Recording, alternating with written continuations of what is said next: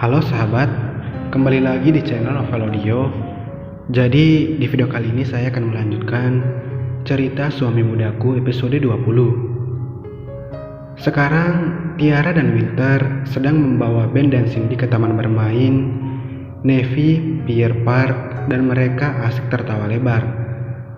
Setelah tadi mengalami perdebatan panjang dengan Ibu Elna, akhirnya Ibu Elna hanya bisa mengangguk pasrah atas keinginan Winter yang memaksanya memberikan hak asuh Ben dan Cindy kepada Winter dan Tiara.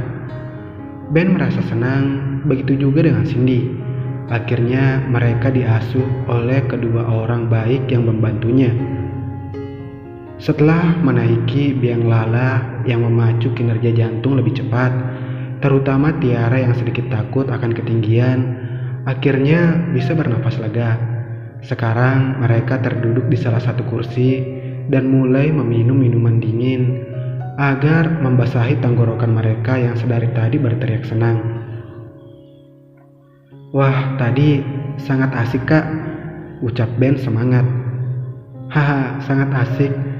Kau merasa senang Cindy?" tanya Tiara pada Cindy yang kemudian dibalas anggukan oleh Cindy. Winter tertawa lebar. Tiara melihat raut wajah Winter yang tertawa, membuat Tiara melongo dibuatnya. Winter yang merasa diperhatikan langsung mengubah raut wajahnya menjadi datar. "Apa?" tanya Winter mengangkat dagunya. Tiara langsung saja kembali ke alam sadarnya, menggeleng pelan dan kembali menatap dua anak manusia di depannya. "Wow, ada kapal," ucap Ben dengan mata berbinar. "Kau ingin menaikinya?" tanya Winter. Cindy dan Ben mengangguk secara bersamaan. Tiara tersenyum, lalu mengelus kedua kepala anak-anak ini. "Baiklah, kita akan mengelilingi Danau Michigan menggunakan kapal. Kalian siap?" tanya Winter. "Aku siap," ucap Ben dan Cindy berteriak kompak. Mereka langsung berjalan ke tempat penyewa kapal. Tiara yang langsung menggandeng tangan kecil Cindy diikuti oleh Winter yang langsung menggandeng tangan kecil Ben. Pukul 9.31 pagi, Donovan Stick Restoran, San Diego. Bella masih diam dan menatap orang yang duduk di hadapannya. Ini seperti mimpi. Orang yang selama 3 tahun menghilang kini berada di hadapannya. Wajahnya tak banyak berubah, namun postur tubuh Sin tampak lebih berotot dan tingginya semakin tinggi. Bella menatap Sin dengan pandangan meneliti. "Jangan menatapku seperti itu, Bella." Sin tersenyum manis, sedangkan Bella hanya tersenyum malu ketahuan menatap Sin secara berlebihan. Bella dan Sin sekarang berada di salah satu restoran di dekat pantai. Sin sengaja membawa Bella ke sini. Ia tahu Bella belum sarapan dan memilih menikmati suasana pagi di pantai lebih dahulu daripada mengisi perutnya. Suasana damai di restoran membuat Bella nyaman di sini. Setelah tadi mereka memesan makanan, suasana masih canggung dan belum ada yang berani untuk bercerita terlebih dahulu. "Bella, kemana saja kau selama ini?" tanya Sin menatap Bella. Bella kaget mendengar pertanyaan Sin. Bukankah harusnya ia yang bertanya begitu kepada Sin? Mengapa Sin yang mengajukan pertanyaan seperti itu? "Aku sudah mencarimu kemana-mana, Bella.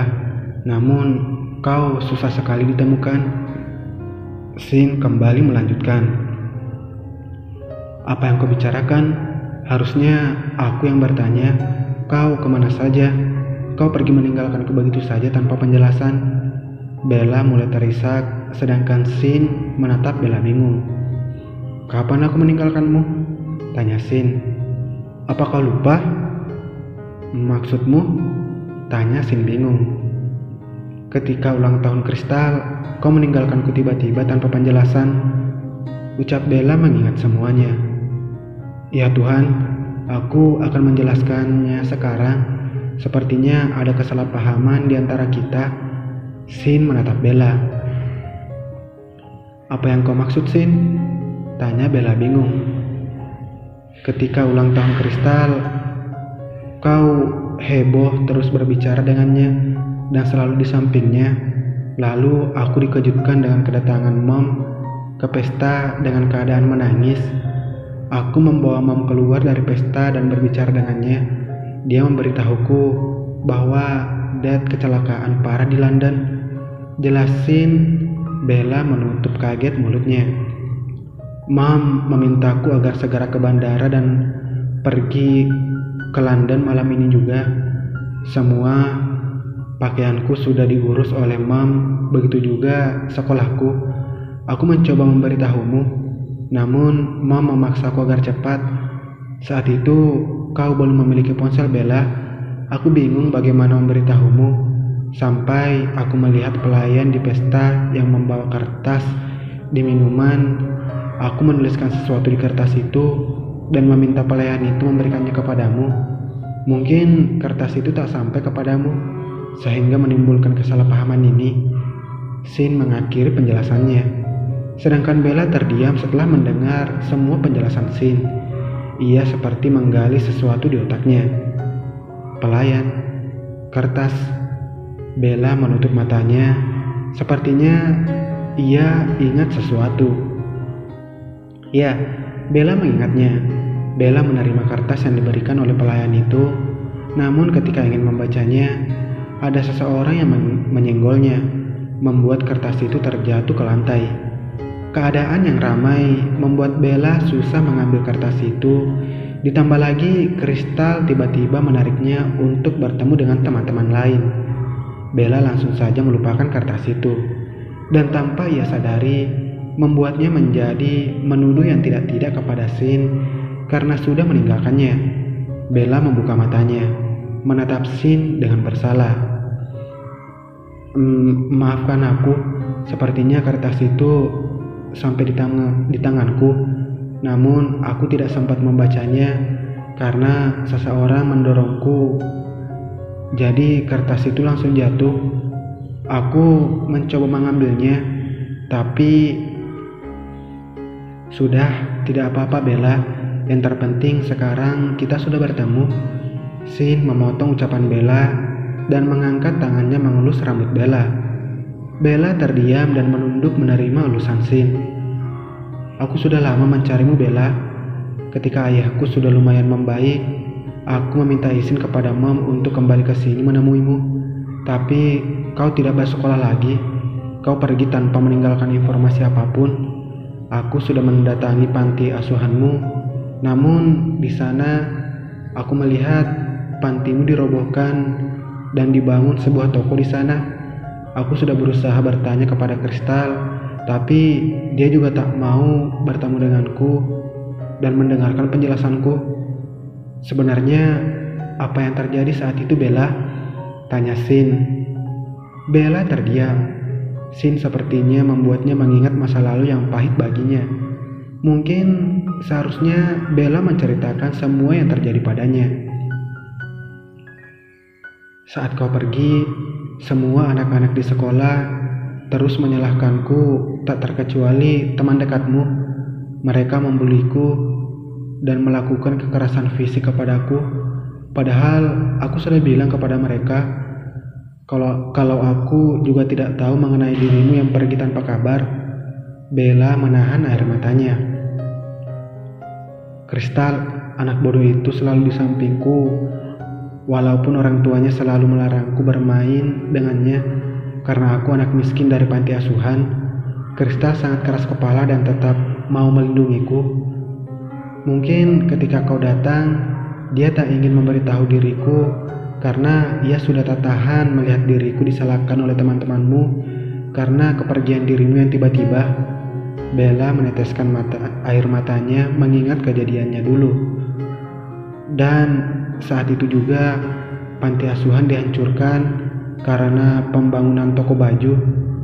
Aku sebagai kakak yang paling besar mencoba untuk tetap tenang dan membawa anak-anak panti pergi mencari tempat lain bersama dengan Ibu Elna.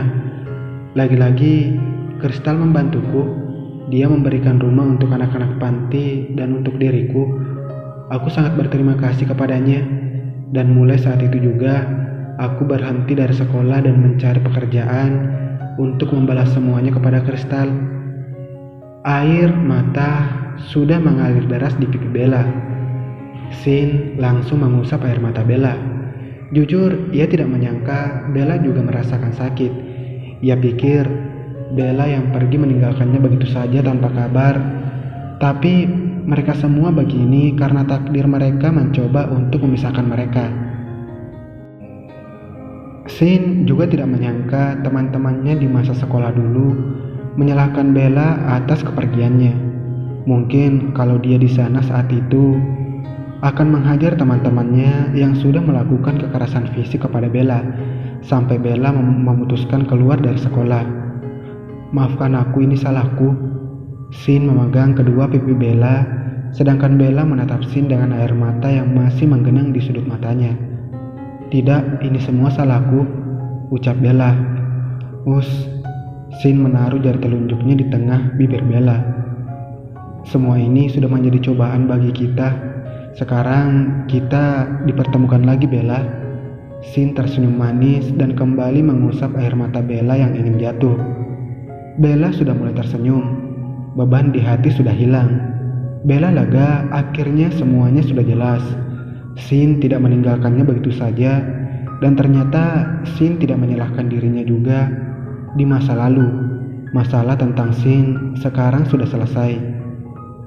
Tapi bagaimana keadaan dedimu? Tanya Bella teringat sesuatu. Sin hanya tersenyum sendu menatap Bella. Dad sudah pergi meninggalkan kami sejak 6 bulan lalu, ucap Sin. Bella menutup mulutnya kaget. Maafkan aku turut sedih. Bella kembali menangis. Sin kembali membenci dirinya sendiri yang sudah beberapa kali membuat gadis yang di hadapannya ini menangis. Sudahlah, jangan menangis. Kenapa kau jadi cengeng seperti ini, Bella? Sin kembali menghapus air mata Bella. Bella yang dibilang cengeng langsung menghentikan tangisannya. Sin tertawa melihat perilaku menggemaskan wanita di hadapannya ini, dan pipi Bella ditarik pelan. Bella menggarang kesal, mengusap pipinya yang dicubit gemas oleh Sin. Kau masih tetap menggemaskan sama seperti dulu, ucap Sin tersenyum. Bella terdiam dan mengercutkan bibirnya ngambek. Seorang pelayan tiba-tiba datang ke meja mereka membawakan makanan. Bella langsung menatap makanan dengan lapar. Jujur saja, ia sudah lapar dari tadi. Dan sekarang waktu yang tepat untuk mengisi perutnya dengan makanan. Sin menatap Bella dengan lembut. Ayo kita berdoa terlebih dahulu, Sin berucap kepada Bella. Bella dan Sin berdoa terlebih dahulu. Ayo kita makan, ucap Sin. Sedangkan Bella langsung mengangguk dan memakan makanannya dengan lahap. Sedangkan Lucas saat ini berdiri di tepi pantai menghela nafasnya lelah. Kau di mana, baby? Lucas mengacak rambutnya frustasi. Sedari tadi ia terus mencari Bella, namun gadis itu belum ditemukan juga. Dan keadaan di sini sangat ramai, membuat Lucas sedikit kesusahan mencari Bella. Lucas sudah mencari ke seluruh hotel, tapi Bella tidak ditemukan juga.